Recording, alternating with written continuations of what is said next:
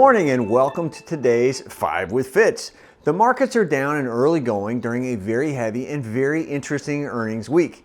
That is not, however, a sign of weakness like so many people think. It's simple profit taking. Here's my playbook. Point number 1, a quick counter trend trade idea. The pattern has been very consistent for the past few quarters with big tech stocks.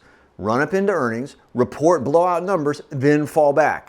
I have no idea if that holds, but this is a great counter trade opportunity if it happens again.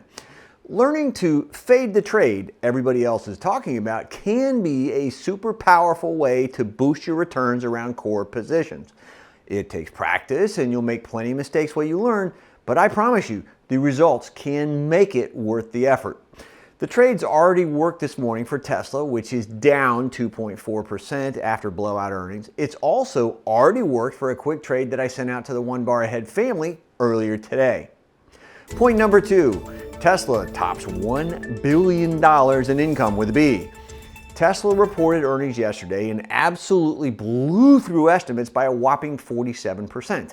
Critically, it was also the first quarter Team Musk reported an income of more than $1 billion, up 10x from a year ago.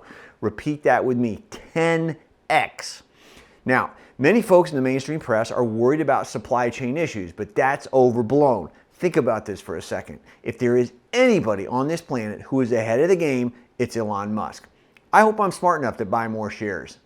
Point number 3, Robinhood reminds me of WeWork.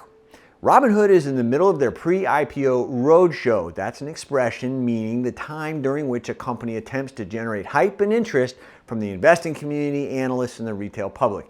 Yet, I can't help but notice Robinhood is hiring former SEC employees and that execs seem to be dodging questions related to angry meme stock investors and outages, among other things.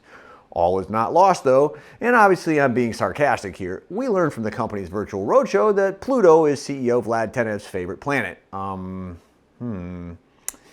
number 4, that's one way to beat inflation. Many Americans are struggling to make ends meet, so you can imagine my surprise when I heard about the, get this, $200 French fries being served by Serendipity 3, a restaurant located in Manhattan's Tony Upper East Side. That's certainly one way to beat inflation. Apparently these things are sprinkled with edible gold and seasoned with truffle salt and served on crystal with an orchid, more truffles, and a Mornay cheese dip.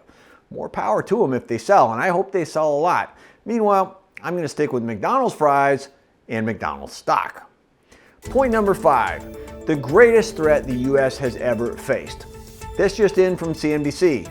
China's digital yuan could pose challenges to the U.S. dollar.